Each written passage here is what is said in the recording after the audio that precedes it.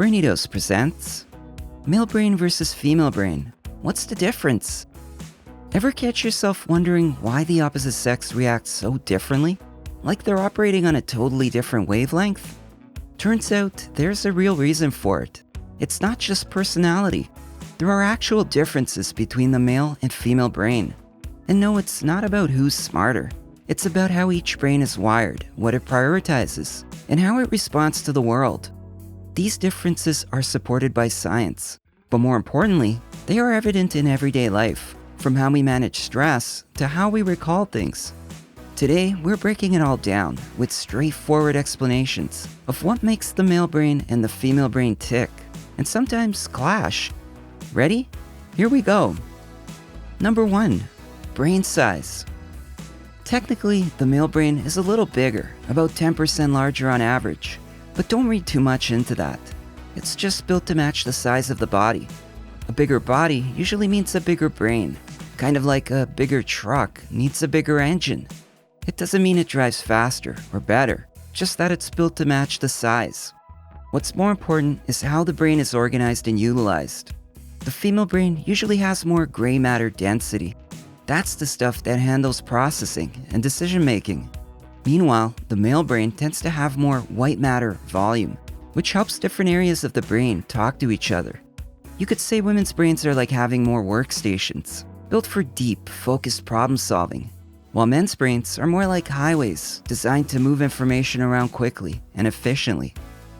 Number 2, talking and language. When it comes to language, women are generally better at expressing themselves. They tend to use more words, pick up new languages more easily, and are more comfortable talking about emotions. This is because females use both sides of the brain when processing language, whereas males mostly rely on the left side. That's why a woman might describe a situation in vivid detail, giving you the full cinematic replay, while a man might sum it up in a couple of sentences.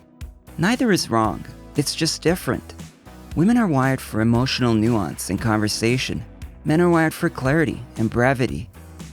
Number 3, memory differences. Women tend to have better episodic memory, as in they remember things in context. What someone wore, what they said, how something made them feel. This helps explain why they're usually better at remembering appointments and birthdays, or how you embarrassed yourself at a party 2 years ago. In contrast, men usually remember facts and processes better, like how to fix something, stats from last night's game, or the steps in a routine. It's not that one type of memory is better. They're simply strong in different ways. Number 4, stress reactions. Under stress, men tend to go into fight or flight mode.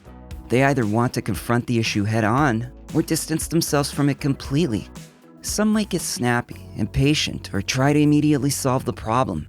Others might shut down, go silent, or retreat into distractions like the gym or a screen. Women are more likely to use what's called the tend and befriend response. They instinctively seek connection, talk things out, or do something that makes them feel emotionally supported, like calling a friend. Different coping tools, each shaped by hormones and brain chemistry. Number 5, risk-taking and rewards. The male brain responds more intensely to dopamine, the chemical that gives you a rush when something exciting happens. This makes men more likely to take risks, chase rewards, or dive into something just for the thrill of it. The female brain is more likely to factor in risk and long-term outcomes. Women have a tendency to weigh the pros and cons before acting. That doesn't mean they're scared, they're being strategic. In daily life, this shows up in how we handle money, make decisions, or even drive a car. Number 6, pain perception. Of course, both men and women experience pain, but they process it differently. Women tend to feel it more intensely and are more likely to report it.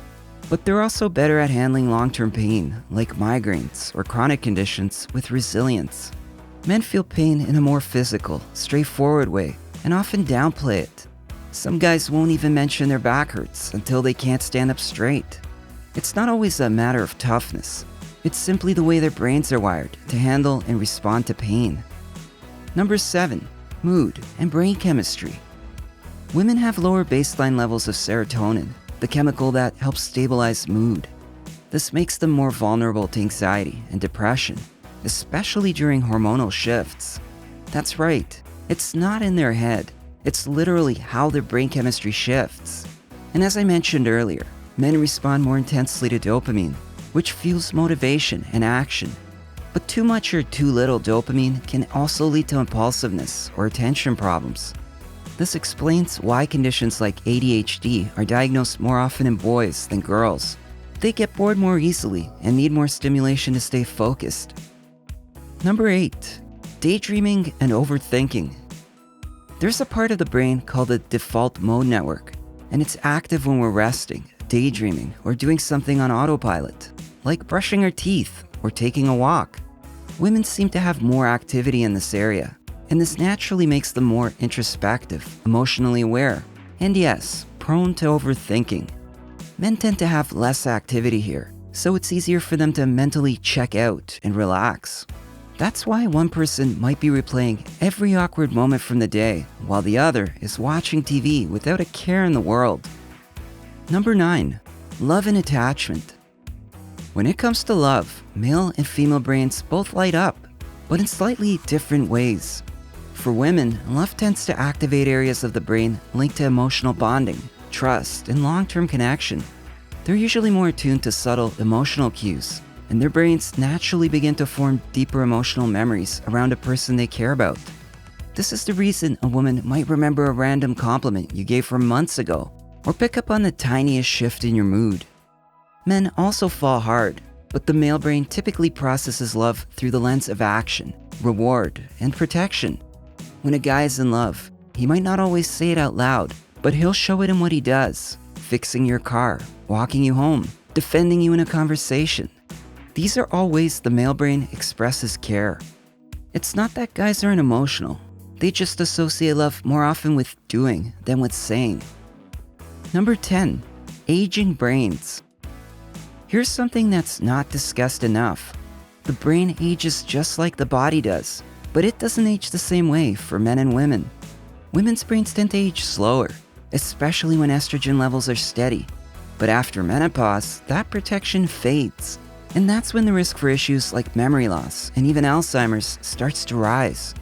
And while men tend to experience earlier declines in areas like decision-making, processing speed, and coordination, they have a lower risk of Alzheimer's overall. Of course, these are not hard and fast rules, but rather patterns that scientists have observed.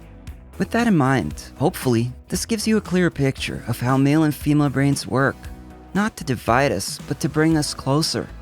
These differences don't have to create distance. In fact, they help us communicate better, argue less, love with more understanding, and appreciate the people in our lives for who they truly are, not just what we expect them to be. And that's quite powerful. If this video gave you a few aha moments, hit that like button and drop a comment. Subscribe for more content like this. We have lots of videos that can help you make sense of the human mind. And hey, if someone in your life needs to hear this, share it. It might just connect a few dots.